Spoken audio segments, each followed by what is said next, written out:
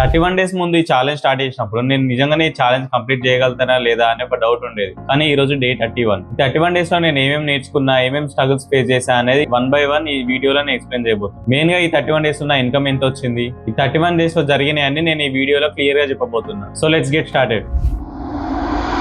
అసలు ఈ 31 days challenge ఎందుకు స్టార్ట్ చేశారంటే కన్సిస్టెన్సీగా ఉండడానికి, స్కిల్ పెంచుకోవడానికి అండ్ వర్క్ రొటీన్ సెట్ చేసుకోవడానికి. ఫస్ట్ రోజు అయితే చాలా ఈజీగా గడిచిపోయింది, కానీ రాను చాలా టఫ్ అయిపోయింది. ఫస్ట్ 10 డేస్ అయితే చాలా ఈజీగా గడిచిపోయింది, ఎందుకంటే మనకు అప్పుడు ఇక్కడ క్లయింట్స్ లేకుండే. సో వీడియోస్ తక్కువ ఎడిట్ చేసేది కాబట్టి నేను డైలీ పోస్ట్ చేయడానికి కూడా నాకు ఈజీగా ఉండేది. సో ఫస్ట్ 10 డేస్ నాకు పెద్దగా ఏం ఎఫెక్ట్ పడలేదు. అప్పుడేగా నేను కొత్త అలవాట్లన్నీ బిల్డ్ చేసుకున్నా. రోజు కన్సిస్టెంట్ గా పోస్ట్ చేయడం ఇవన్నీ స్టార్ట్ చేశాను. ఒక 10 డేస్ కన్సిస్టెంట్ గా పోస్ట్ చేశా. కానీ రియల్ ఛాలెంజ్ అనేది 11th డే నుంచి స్టార్ట్ అయింది. మనకి క్లయింట్స్ రావడం స్టార్ట్ అయింది, ఇన్స్టాలో రోజు కొత్త డిఎమ్స్ రావడం స్టార్ట్ అయింది. సో అది మేనేజ్ చేయలేక నేను మన వీడియో షూట్ చేయలేక నా వీడియో నాకు ఎడిట్ చేసుకోవడానికి అసలు టైం లేకుండే. సో 11th డే నుంచి నేను మాక్సిమం కన్సిస్టెన్సీ అనేది కోల్పోయినా, వీడియోస్ అనేది ఎక్కువ పోస్ట్ చేయలేదు. మీరు కూడా చూసుకోవచ్చు, ఇన్స్టాలో చాలా వరకు వీడియోస్ పోస్ట్ చేయలేదు. ఎలా పోస్ట్ చేశానంటే 2 days కలిపి 1 day పోస్ట్ చేయడం, like 11th and 12th day కలిపి ఒక రోజు పోస్ట్ చేయడం, 13 and 14 కలిపి ఒక రోజు పోస్ట్ చేయడం, అలా అనేది స్టార్ట్ చేశాను నేను. ఎందుకంటే నాకు క్లయింట్స్ ఫ్లో అనేది పెరిగి నేను నా వీడియో నేనే ఎడిట్ చేసుకోవడానికి టైం లేకుండే. అయినా కానీ ఆగకూడదు అనేసి నేను ఏదో కన్సిస్టెంట్ గా పోస్ట్ చేద్దాం అనేసి 2 days కలిపి ఒక రోజు పోస్ట్ చేశా. అయినా కానీ నాకు రీచ్ బాగానే వచ్చింది, క్లయింట్స్ కూడా చాలా వచ్చిండ్రు. 20 days దాకా ఇట్లా గడిచిపోయింది. మళ్ళీ 20 days దాకా నేను కన్సిస్టెంట్ గా పోస్ట్ చేయలేదు. 15th డే దాకా పోస్ట్ చేశా. మళ్ళీ 4-5 days నేను పోస్ట్ చేయలేదు. మళ్ళీ 28th డే రోజు ఒక పోస్ట్ చేశాను. 28th డే రోజు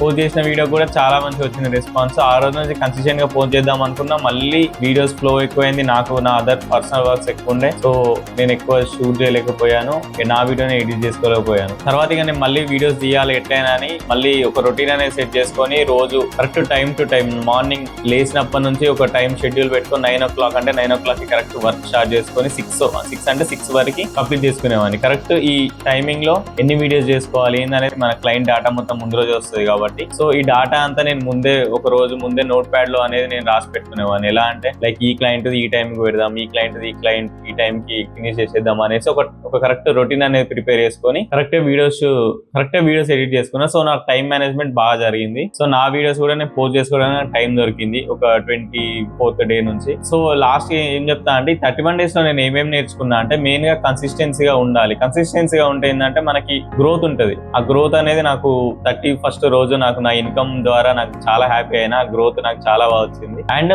సెకండ్ వచ్చేసి టైం మేనేజ్మెంట్ మనకు కరెక్ట్ ఉన్నదనుకో, మనం లైక్ మనకు పెద్ద బర్డన్ పడదు. మనం ఫస్ట్ టైం మనం అన్ని ఒక లిస్ట్ ఫామ్ చేసి పెట్టుకున్నాం అనుకో, లైక్ 10 to 12 వరకు ఒక క్లయింట్ వర్క్ కంప్లీట్ చేసుకున్నాం. అట్లా అనుకున్నాం అంటే మన క్లయింట్ దగ్గర మనకు మాట రాకుంటుంది, మన వర్క్ కూడా సింపుల్ గా అయిపోతుంది. అండ్ పేషెన్స్ కూడా చాలా ఉండాలి వీడియో ఎడిటింగ్ ఫీల్డ్ లో. ఎందుకంటే మనకి గ్రోత్ అనేది ఒక్క రోజులో రాదు. ఇప్పుడు మనది ఒక జాబ్ కాదు కాబట్టి, మనకు ఫ్రీలాన్సింగ్ కాబట్టి మనకి క్లయింట్స్ అనేది కొందరు హై ప్లేయింగ్ క్లయింట్స్ ఉంటారు, కొందరు లో ప్లేయింగ్ క్లయింట్స్ ఉంటారు. సో వాళ్ళని మనం కరెక్ట్ గా చూస్ చేసుకోవడం ఇవన్నీ మనం చేసుకోవాలి. పేషెన్స్ కూడా వాళ్ళు మనకి చేంజెస్ చెప్తారు. వీడియో ఎడిట్ చేసినామా క్లయింట్ కి పంపించినామా అన్నట్టు ఉండదు. వాళ్ళు మనకు చేంజెస్ చెప్తారు, నంబర్ ఆఫ్ చేంజెస్ చెప్తారు. మళ్ళీ మన పాయింట్ టు పాయింట్ కూర్చొని మళ్ళీ ఒకటి మొత్తం సెట్ చేసి వాళ్ళ క్లయింట్ ని మనం సాటిస్ఫై చేయాలి. కన్సిస్టెంట్ గా ఉంటే మాత్రం చేంజ్ పక్కగా అనిపిస్తుంది, ఇన్కమ్ కూడా బాగానే జనరేట్ అవుతుంది. అండ్ మీరు అందరు దేనికోసం వెయిట్ చేస్తున్నారో నేను ఇప్పుడు చెప్పబోతున్నా. నాకు ఈ 31 డేస్ ఛాలెంజ్ లో ఎంత ఇన్కమ్ వచ్చింది. ఈ ఛాలెంజ్ ద్వారా నేను ఈ 31 డేస్ లో ఎర్న్ చేసిన అమౌంట్ వచ్చేసి 18,700 రూపీస్. అమౌంట్ అనేది పక్కన పెడితే నాకు దీని ద్వారా వచ్చిన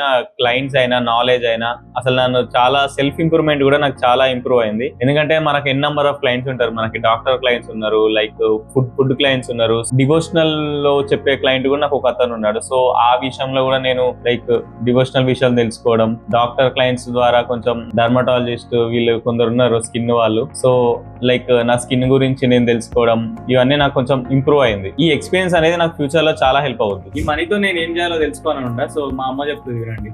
అమ్మ, నేను నీకు ఈ నెల వచ్చిన డబ్బుతో ఏం చేస్తాను? ఈ నెల మొత్తం వచ్చిన కలెక్షన్ తోని ఫ్యామిలీ అందరినీ తిరుపతి తీసుకెళ్తాను.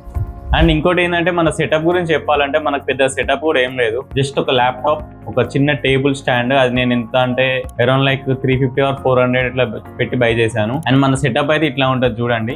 లైక్ మనం ఇట్లా కిందనే కూర్చొని చేస్తాను. మీరు కూడా మోస్ట్లీ అన్ని వీడియోస్లలో చూసే ఉంటారు. ఇలా కింద పెట్టుకొని చార్జర్ ఇవన్నీ పెట్టుకొని ఇక్కడ కూర్చొని చేస్తాను నేను. ఇంకొకటి హెడ్ ఫోన్స్ అయితే ఉంది. హెడ్ ఫోన్స్ అయితే నేను రీసెంట్ గా బై చేశాను. అది బోట్ వాళ్ళది, అది 2K ఏమో పడింది. ఒకటి ల్యాప్టాప్ క్లీన్ చేసుకోవడానికి ఒక బ్రష్ ఉంటుంది, నార్మల్ గా డస్ట్ పడుతుంది, డస్ట్ అంతా క్లీన్ చేసుకోవడానికి ఒక బ్రష్. మైక్ విషయానికి వస్తే ఈ గెనోరో మైక్, దీని కాస్ట్ ఎంతో నాకు తెలియదు. ఇది నాకు నాకు ఒక గిఫ్ట్.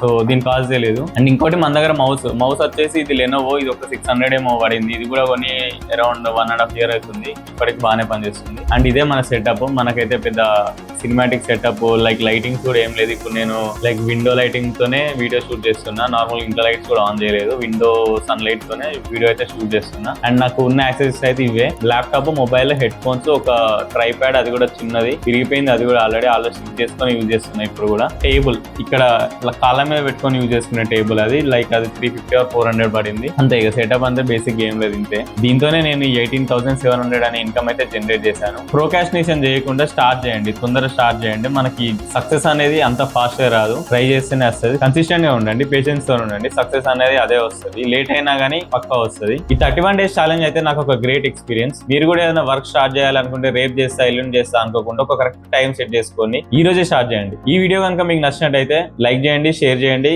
సబ్స్క్రైబ్ చేసుకోండి. అండ్ నెక్స్ట్ ఏం ఛాలెంజ్ చేద్దామో కింద కామెంట్ చేయండి.